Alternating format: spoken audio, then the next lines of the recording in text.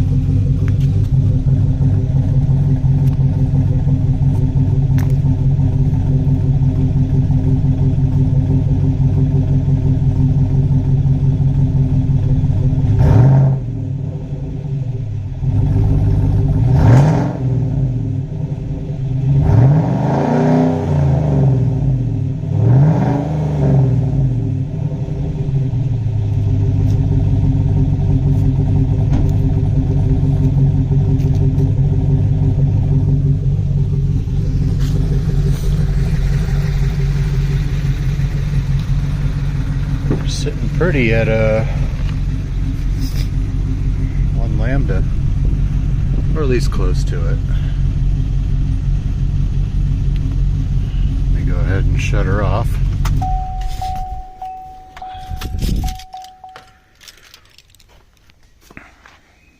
Alright, so another episode. Sorry for the sniffles. Got a tiny bit of a cold, but figured I'd pull the truck out of the garage for this one. Kind of just give an update of where we're at. So I kind of showed during the idle, I have replaced the muffler. Finally got the X-Mod MagnaFlow installed with the I guess quietest lease drone setup, which is the 180 with the little chamber on it. I tried all three kind of iterations of the X-Mod, and I really like the way this one sounds the best. It's more mellow. It's a little quieter at idle and kind of cruising speeds, and just has like a really nice tone to it. I gave it some revs so you can kind of hear, not too loud, but nice and mellow. So, quick update. I'm going to be uploading 2 videos, so I have episode 44 and 45 kind of going up at the same time. So if you watch 44, I'm going to kind of give a little bit more of an update. So, as you can see, I have my RCVs back in. So I have switched out both CVs to stock. If you haven't been following, I have a vibration issue. I've done some research, some testing, all kinds of things to kind of try to get this figured out. But where we're at now is I've tried putting back the stock CVs. The vibration didn't change. I still have it, so I've reinstalled the RCVs. I've reinstalled the skids. I fixed the oil leak. I think I covered that in another video where I've taken care of that. I do have to space it down because the diff is dropped quite a bit with my front mount. If you're seeing that dripping, that's from the AC. So I do have the Freon recharged, so I do have the AC water drip there from condensation. It blows nice and cold like it always has. But yeah, so getting back, my diffs dropped pretty good, so I did have to put spacers. It still is right up against the diff, mainly because I've lowered the back section of it. But I did put RCVs back on. I actually reclamped I put new clamps on the boots. One of mine was still kind of squirting a little axle grease out, so I went ahead and fixed that. No more leaks from the transmission lines. That's all been corrected. Next, probably 2 weekends from now, I'm going to do another transmission fluid and filter change. Go ahead and drop the fluid that's been in it. Kind of see what it looks like and go from there. Let's see what else. Nothing really in the rear. I'll probably be doing a little bit of work on that the weekend after next when I do the transmission fluid change. I've got some new U-bolts. I've kind of got a ton of washers on. Those are the stock ones. And when I pulled the ZR2 block because of the devers, I'm kind of bottoming out the thread. So I had to put a bunch of washers on it to kind of be able to tighten those. So I'm going to go ahead and put some new ones on that I've bought. And I'm going to redo some angle work back there as well to try to address this vibration issue.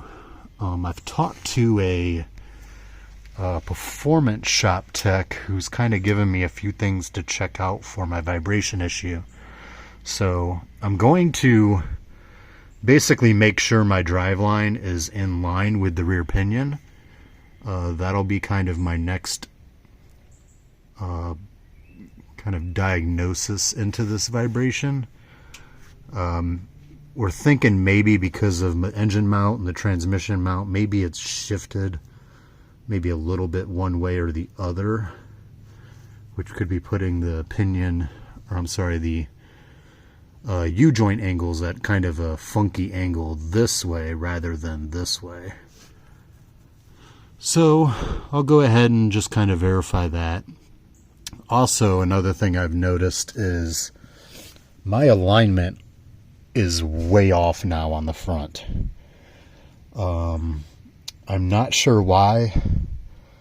I haven't jumped this thing or anything like that, but I did have it realigned after the swap. But I have taken the front apart quite a bit, and I did get a different version of the CWF arms that may be a tad bit different geometry from the versions that I had before. Not really sure, but that's all I could think of is that mixed with just me taking this thing apart multiple times. I never touched any of the cam pins though, so I was hoping I can kind of keep it in line, but it is pretty far out. I'm not even sure if I can really catch it on camera, but let's kind of see if we can kind of see.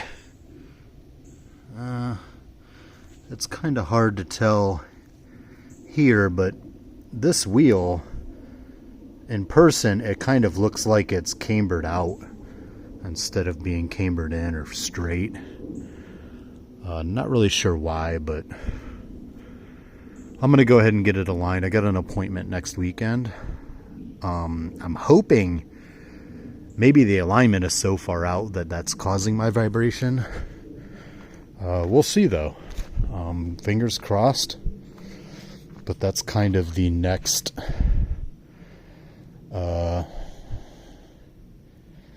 that'll kind of be the next thing to kind of see if this vibration issue is taken care of. Other than that, other updates. So I have found a new tuner. I've only been working with him for probably about a week, and this thing is running about 1,000 times better already. He's actually somewhat local, not super local, but enough that he came out yesterday and we kind of did some driving tunes. Probably about 3 or 4 revisions to just transmission stuff, and kind of just start dialing this thing in, and I'll tell you what, it's running 1,000 times better. It's moving pretty good. Definitely feels faster every revision, and it's not even fully dialed yet. We're still not fully into the full timing. He still has a little bit of it pulled just for safety while we're kind of dialing everything else in. But definitely happy I made the move to start with a different tuner, because it's definitely better than what I was doing, which my tuning ability is very, very limited. I know enough just to get myself in trouble, but definitely a big improvement there. So hoping that I think he said it's probably he actually goes in and dials in all the variable valve timing and everything, so it's probably going to be about a month or two to kind of fully dial this thing in. But luckily he's got it dialed pretty good to where I could drive this thing pretty normal while we're kind of getting it to that 100% with the tune. So no complaints there. I will keep driving it about as regular as I do now. I drive it almost every day. Kind of just depends on the day and what I'm doing. Mainly just for around town errands. Mainly because of the vibration. I don't like driving it on the highway because the vibration doesn't present itself until about 65 plus. So around town it drives perfect, but once you kind of get on the highway and you get that vibration, it's doesn't feel 100%. So those are kind of the last two things left. Hoping,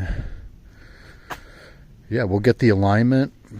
Once I get the alignment, I'm gonna kind of drive it around, jump on the highway for a couple of bouts there to see how that vibration's doing. If that vibration is gone, I'll post an update, and then that'll probably be the next video, is an update on the vibration.